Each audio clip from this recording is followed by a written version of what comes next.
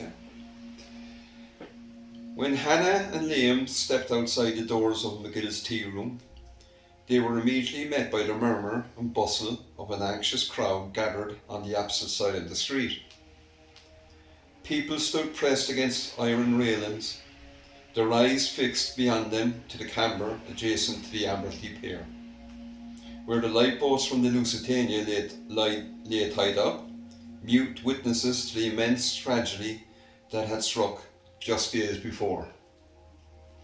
The lifeboats, battered and stained by sea and sorrow, told their own grim story. Word had spread rapidly across Cork City and the neighbouring towns, drawn a flood of visitors to the port of Cove. Many came out of sheer curiosity, others out of disbelief, and some in silent mourning. The place had become both a shrine and a spectacle. Hannah scanned the crowd, her eyes clouded with a quiet sadness. It struck her deeply how innately human it was to seek out the pain of others, not from cruelty, but from some strange blend of empathy and fascination. How tragic, she thought, that suffering so often draws us near. As her gaze drifted eastward, something caught her attention. Standing across the street near the gates of the Cunard Wharf was a woman in a pale blue hat and a plain grey overcoat. At her side was a small boy, perhaps 3 or 4 years old. The woman was motionless, clutching the child's hand tightly, her shoulders slumped under the weight of unbearable grief. Hannah watched the pair for a moment, the young woman's face a mask of anguish, and the little boy beside her seemed equally lost, his eyes searching the world around him as though trying to understand why it had changed so suddenly. The scene stirred something in Hannah's chest, a deep ache that resonated with the suffering she had often sensed in others. Her gaze lingered on the woman, and it was then she noticed something unusual. A soft aura, blue with hints of green, was forming around the woman's right side. It shimmered faintly, pulsating, with a quiet energy that only someone like Hannah, sensitive to the spiritual, would perceive. And then a tall figure appeared, just beside the woman. He was unmistakably not the living world. Hannah instinctively recognized the presence of a spirit. His hand resting gently on the woman's shoulder as if trying to comfort her. Words began to form in Hannah's mind, clear and gentle, as though spoken just beside her ear. Please tell her that my body won't be found, but it's okay, I'm in a good place. Without taking her eyes off the scene across the street, Hannah reached out and gripped Liam's wrist firmly. Liam, she whispered gently, can you see the spirit by her shoulder? Liam narrowed his eyes, focusing on the woman. I see a green bluish aura, he replied so slowly, the colours of healing and communication, but I can't sense anything more clearly than that. It's her husband, Hannah said quietly. He's asking me to give her a message. Liam glanced between Hannah and the grieving woman. How are you going to do that? You can't just walk up and tell her she's speaking to her dead husband. What if she thinks you were mad? Or worse, some sort of a con artist? And with the child there, it's complicated. I know, Hannah sighed, but I can't ignore this. Liam, I have to help her somehow. She looks like she's clinging to her last shred of hope. Liam placed a calming hand on Hannah's shoulder. Then do what Rena taught us. Ask her for proof. Something only she would know. If she hears that, she might be open to what else you have to say. Hannah nodded. She turned her attention inward again, connecting to the spirit who lingered beside his grieving wife. Please, she thought, can you give me something personal, something only the two of you would know? The answer came quickly. His voice echoed gently in her mind. His wife's name was Emily, and they had first met at Earlsfield's railway station in southwest London 8 years earlier. He also revealed that the boy was not their son. His name was Raymond, and his mother, Maria Telford, had survived and was currently recuperating in Cove Hospital. That was enough. Hannah and Liam crossed the street.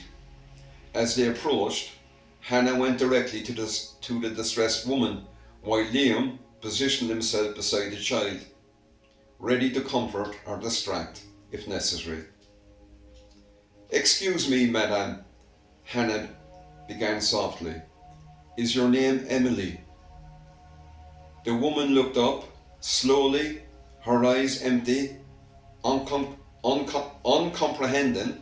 Her pale face was streaked with tears. Are you Emily Richardson? Hannah asked gently. Yes, Emily replied hoarsely. Have you got news of my husband Philip? Do you know where he is? I do, Hannah said carefully. But I'm so sorry, Emily. It's not the news you were hoping for. Emily's face twisted in desperation. Where is he? I've searched every morgue, every hospital. Where's his body? Hannah spoke gently as she could. He won't be found, Emily. His body was lost to the sea. But he is here in spirit. He's asked me to give you a message. Emily's expression darkened with confusion and disbelief. Are you mocking me? How do you know my name? Is Philip dead or alive? Please tell me the truth. I'm telling you the truth, Hannah assured her. Please let me share something only you would know. Your husband said you were both returning from New York to mark your 8th anniversary. He told me you first met at Earlsfield station in London and that this little boy isn't your son. His mother is at Cove Hospital right now. Emily stood frozen. Her lips parted, but no words came. Something in her shifted, uncertainty giving way to tentative belief. Please, Hannah continued, let's talk somewhere private. This is too much to say on the street. They returned to McGill's tea rooms and found a quiet table in the back corner. Liam ordered tea and a bun for Raymond, who immediately brightened at the treat. Once seated, Emily turned to Hannah. You seem kind, sincere, but this is so much to take in. What you're saying is not just unusual, it's impossible. I understand, Hannah said, but I swear to you, we weren't on the Lusitania. We didn't know your husband. We were just leaving these tea rooms earlier when we saw you and Philip's spirit appeared to me. That's the only reason we're here. We don't want anything, only to give you peace. There was a long pause. Then Emily said, if this is real, tell me what Philip did for a living. And tell me how we met and we spent the next day after we met. Hannah closed her eyes and reached out. The answer came with clarity. Philip was a builder. He worked on the construction of the new suburban district in Earlsfield in southwest London. You met when he helped you after you tripped at the railway station. The next day, Saturday, you shared a picnic on the River Wandle near the old Davis estate. He wanted to rent a boat, but you were too scared of the water. A small smile choked with emotion appeared on Emily's face. She wiped her tears with the hanky Liam had offered her. Philip's joking with you now, Hannah added gently. He says it's ironic you feared the little riverboat, yet you survived the sinking of the biggest ship. He says he wants you to laugh when you remember him, not cry. That he'll always be near, sending signs of his presence. And he wants you to live, to find love again. You were meant to build a life in Erisfield, but now your life still has meaning, even if it's a different path. Hannah paused, sensing Philip's spirit withdrawn. He's gone now, but he left you with his love. A stillness settled over the table.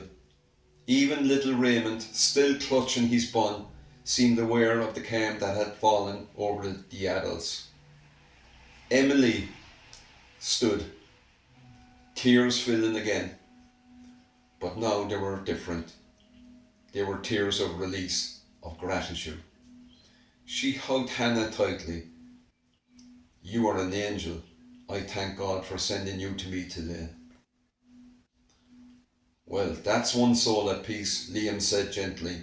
Now let's help this little man find his mother.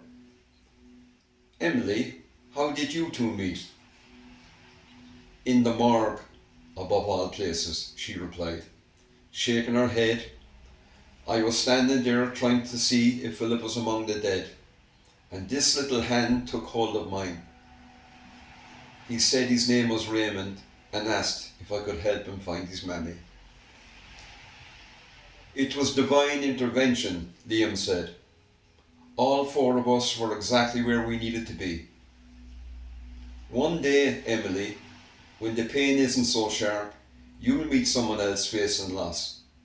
And you'll have this story to share. Let them know their loved one isn't gone, that they're always just a thought away.